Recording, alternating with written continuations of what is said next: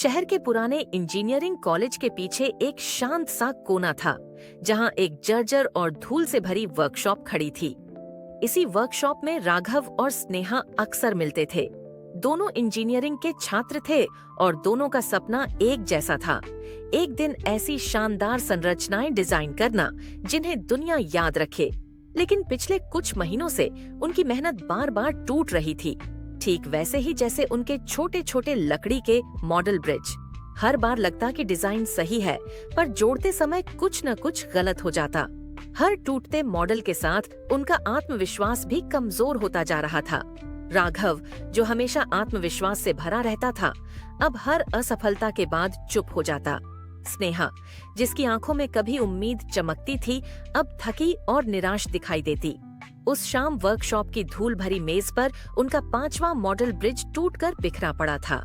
राघव ने लकड़ियां एक ओर फेंकते हुए कहा, लगता है ये हमारे बस का नहीं, हर बार सही डिजाइन के बावजूद सब टूट जाता है। स्नेहा ने धीमी आवाज में जवाब दिया, कभी कभी लगता है शायद हम इंजीनियर बनने के लायक ही नहीं हैं। उनकी बातों को कोई चुपचाप सुन रहा था।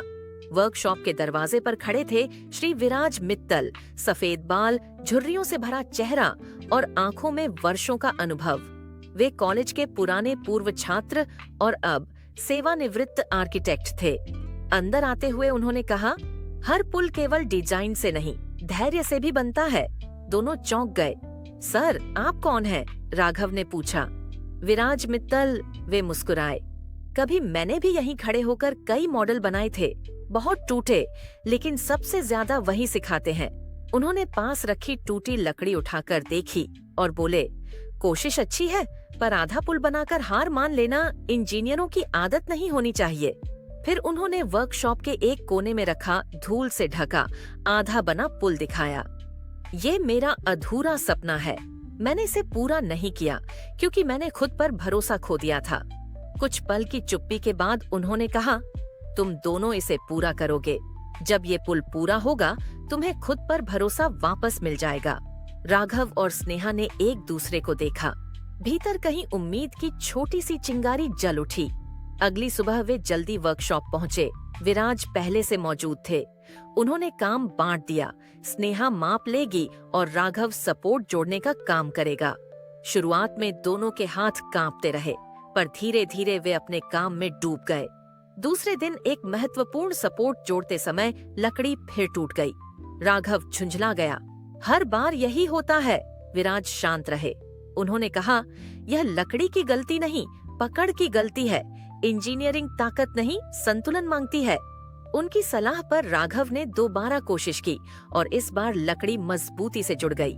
स्नेहा मुस्कुराई और बोली, तुम कर सकते हो। तीसरे दिन सबसे जटिल हिस्सा बनाना था। पतली लकड़ियां, सटीक माप और बहुत धैर्य की जरूरत थी। घंटों काम के बाद भी प्रगति धीमी रही। स्नेहा ने थक कर कहा, क्या हम बहुत धीरे नहीं चल रहे? विराज ने उत्तर दिया, मजबूत पुल समय लेते हैं। जो जल्दी बनते हैं, जल्दी गिरते हैं। धीरे धीरे, पूरी सावधानी के साथ वह कठिन हिस्सा भी जुड़ गया। चौथे दिन पुल का अंतिम और सबसे नाजुक भाग जोड़ना था। दोनों घबराए हुए थे। अगर ये टूट गया तो? राघव ने पूछा। विराज मुस्कुराए, तो फिर जोड़ेंगे। पुल डर से नहीं, कोशिश से बनते हैं। दोनों ने मिलकर वह हिस्सा जोड़ा। कुछ पल की खामोशी के बाद पुल पूरा हो गया। 5वें दिन अंतिम पॉलिश और फिनिशिंग की गई। पुल अब खूबसूरती से खड़ा था।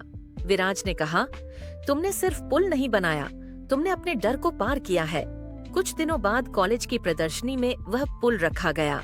नीचे लिखा था, अधूरा कभी मत छोड़ो। जो अधूरा लगता है वही तुम्हारी सबसे बड़ी ताकत बनता है। राघव और स्नेहा जानते थे, असली पुल लकड़ी का नहीं, उनके भीतर बना था और अब उन्हें अपने भविष्य पर पूरा भरोसा था। अधूरा पुल।